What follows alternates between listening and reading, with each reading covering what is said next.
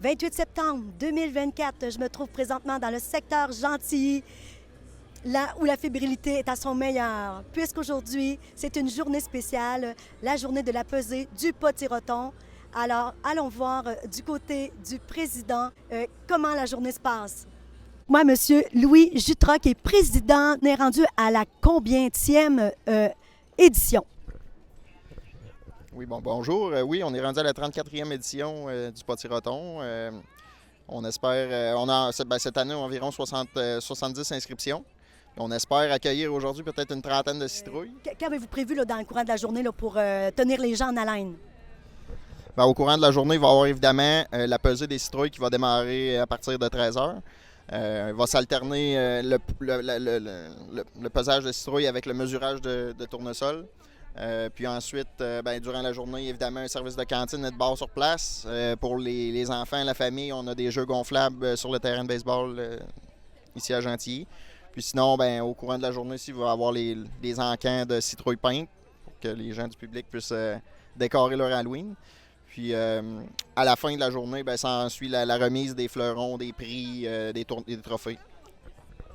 Vous misez quand même pour battre des records. Quel est en fait le poids là, que vous voulez en fait atteindre? Il faut savoir qu'historiquement, en 2018, a été le record qui a été battu de 1756 livres par M. David Tessier du Mont-Carmel. C'est sûr, aujourd'hui, on pense pas le battre, mais c'est le poids qu'on souhaiterait battre. Mais on espère avoir aujourd'hui un bon 1300, 1400 livres là, en fonction de ce que les participants nous ont fait part. Là, il y a 3 prix, là, je crois, aujourd'hui, là, hein? En fait, aujourd'hui, oui, c'est ça. Il y a trois prix principaux. Il y a évidemment ce qu'on appelle le potiron d'or, qui est décerné à la plus lourde des citrouilles. Il y a aussi le trophée du devin, qui est en fait celui qui va avoir deviné le poids de sa citrouille lors de son inscription au printemps. Donc, le participant, il estime le poids qu'il compte faire. Puis, c'est au jour de la pesée que se confirme la personne qui est le plus proche va savoir ce trophée. Puis finalement, le dernier trophée, c'est le Petit Gilbert. C'est décerné à la plus belle citrouille. Pas nécessairement la plus lourde, mais la plus belle. Donc, c'est souvent décidé par un panel de juges qu'on choisit dans le public. Puis, c'est au vote. Comment vous déterminez la plus belle? C'est-tu par la morphologie? Il faut qu'elle soit parfaite? En fait, c'est la couleur. Un beau orange lustré. La forme aussi, exactement, la morphologie. On essaie d'avoir des belles formes rondes, typiques d'une citrouille d'épicerie, je dirais.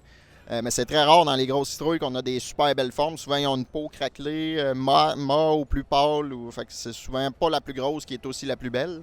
Je pense que vous avez ajouté aussi un autre concours cette année. Oui, bien sûr. Cette année, on voulait faire différent. On a décidé d'inclure le concours du plus grand tournesol. Fait qu'il va y avoir un 4e trophée qui va s'ajouter, c'est le trophée du Grand Soleil. Donc on espère avoir des tournesols de l'ordre du 15-16 pieds, 5 mètres, 5-6 mètres aujourd'hui. Mais il faut savoir que les records mondiaux sont de l'ordre du 25 à 30 pieds, là, donc près de 10 mètres. Là. Mais c'est sûr que la météo du Québec fait en sorte qu'on ne peut pas battre tous ces records. Aujourd'hui, j'aimerais ça, là, à partir de maintenant, là, cultiver une citrouille. Alors, je peux m'inscrire n'importe quand, en fait, pour participer à ce concours-là? Généralement, on invite les personnes à s'inscrire avant le 25 juin. La seule raison est qu'avec l'inscription, on va te remettre des graines. Puis après cette date-là, il va être trop tard pour pousser un potiron de cette classe-là. Fait que souvent, vous inscrivez début avril, on va vous fournir des graines. Puis évidemment, oui, vous pouvez vous inscrire à n'importe quel moment de l'année. Et merci énormément pour votre beau travail. On est là parce que ça nous fait plaisir, puis autant pour la société que les participants d'ailleurs alentour à s'inscrire. Puis venez. Des gens de partout viennent participer au concours. Alors là, j'ai avec moi un maraîcher, en fait, comment on appelle ça, un éleveur de citrouilles? On va dire un cultivateur de citrouilles avec moi, M. Alexandre Lemire. Dites-moi, qu'est-ce qu'on met dans la terre? Comment on doit... Tu sais, parce que oui, il y a quand même la génétique, mais il y a sûrement un processus. C'est sûr que ces citrouilles-là, ça prend énormément de calcium. Fait que ce qu'on veut, c'est... ajouter moi, j'ajoute surtout des choses qui viennent de la mer, des composts marins, puis on a aussi des produits de Wow Wallace Wonder. C'est Azos qui favorise l'enracinement des feuilles. Fait que à chaque jour, quand la plante pousse, j'enterre à chaque fois la feuille. J'enterre la feuille avec la terre puis un mélange de mycorhizes pour favoriser l'enracinement.